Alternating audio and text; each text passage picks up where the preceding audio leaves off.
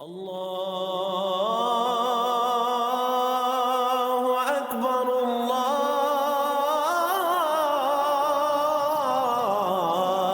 اکبر۔ اعوذ باللہ من الشیطان الرجیم، بسم اللہ الرحمن الرحیم۔ فکر اقبال میں تمام ساتھیوں کو خوش آمدید کہتا ہوں۔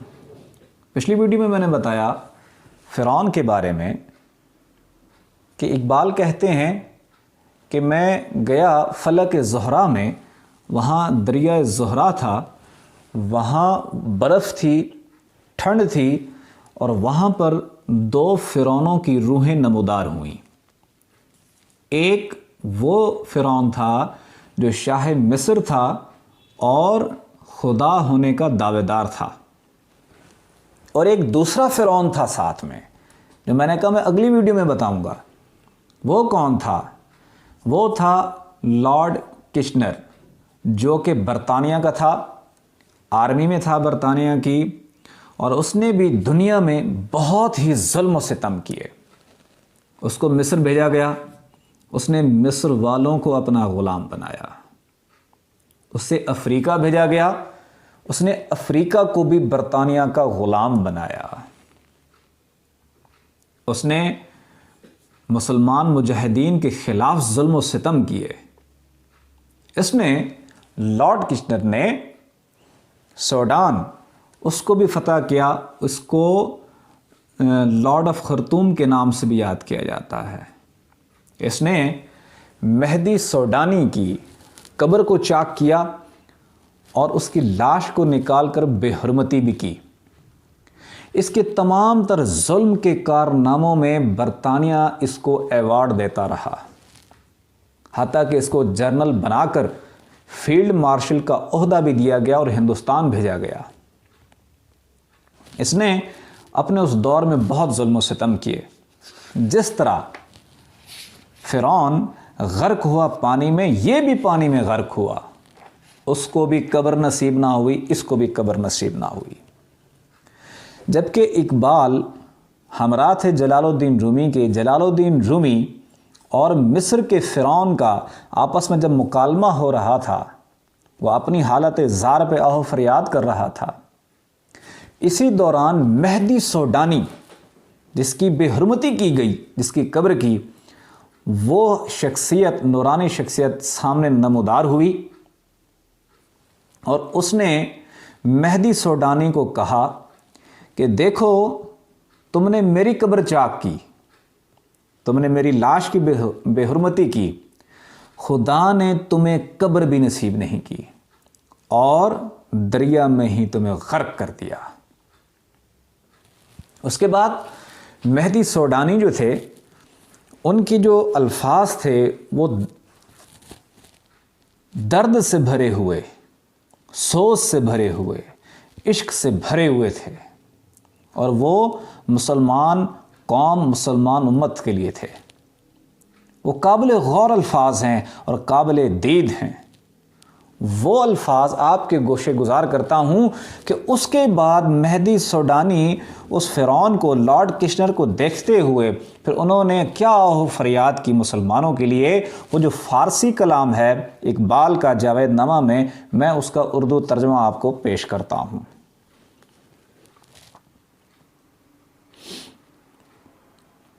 کہتے ہیں، اگر تو نظر رکھتا ہے، صاحب بصیرت ہے، تو ایک درویش کی خاک کا انتقام دیکھ۔ تو نے میری قبر کھود کر میری لاش کو رسوا کیا، آسمان نے تیری لاش کو قبر بھی نہ دی، تیری قبر سمندر میں ہی بنی، تو سمندر میں ہی مرا، اور تیری لاش کو زمین بھی نصیب نہ ہوئی۔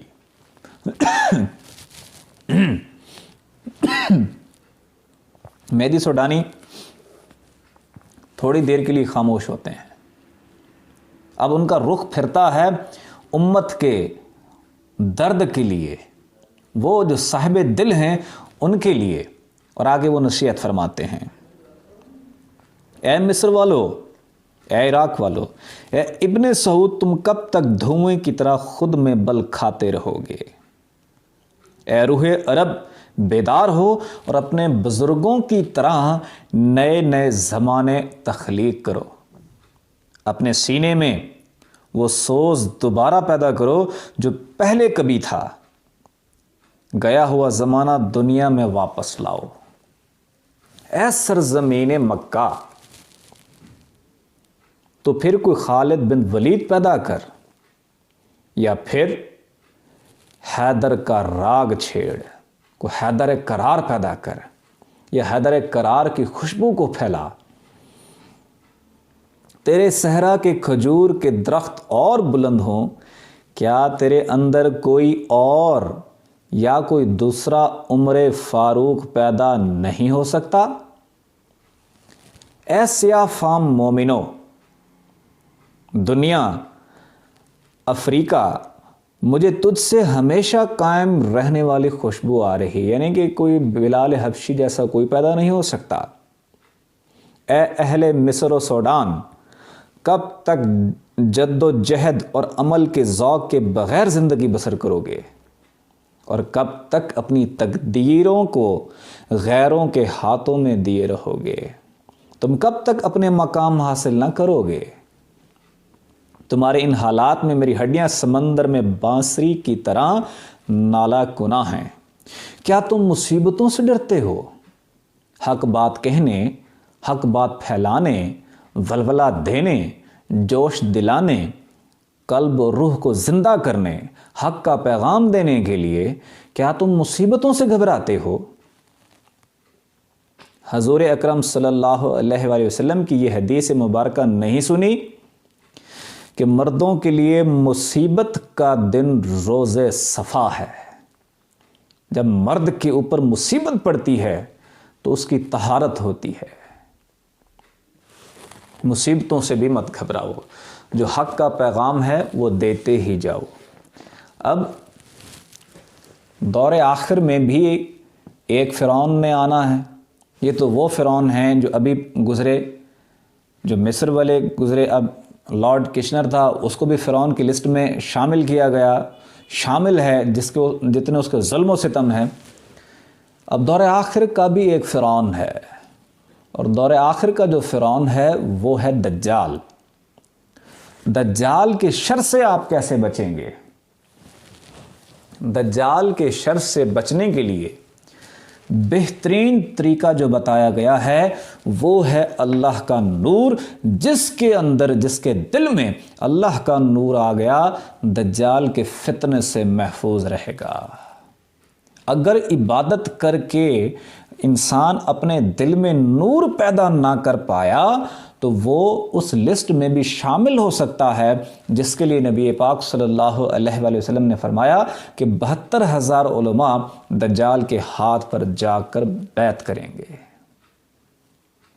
اگر آپ چاہتے ہیں دور آخر کے فرعون یعنی کہ دجال، اس کے شر سے بچ جائیں، اگر آپ چاہتے ہیں، یہ تو وہ فرعون تھے جو چلے گئے، یہ وہ فرعون تھے جنہوں نے ظلم و ستم کر دیے، لیکن آنے والا جو فرعون ہے، جو دجال ہے، اس کے شر سے تمام نبیوں ولیوں نے پناہ مانگی ہے۔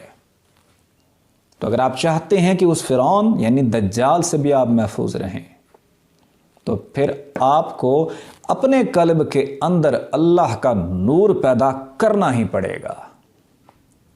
نور پیدا کیسے ہوگا؟ نور پیدا کرنے کا بھی طریقہ ہے۔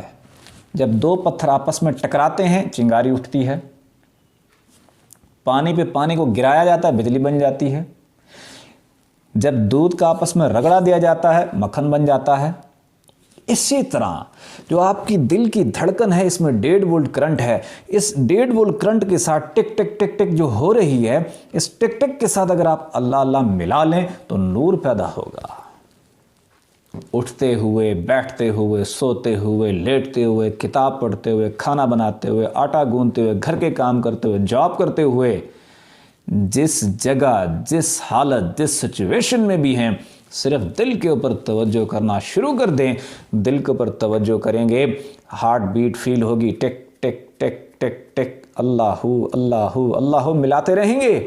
تو جب یہ اندر اللہ اللہ شروع ہو گئی، اندر اللہ اللہ شروع ہو گئی، دھڑکنوں کے ساتھ ملنا شروع ہو گیا، تو پھر اس کی رگڑ سے، اللہ اللہ اللہ کی رگڑ سے نور پیدا ہوگا۔ وہ نور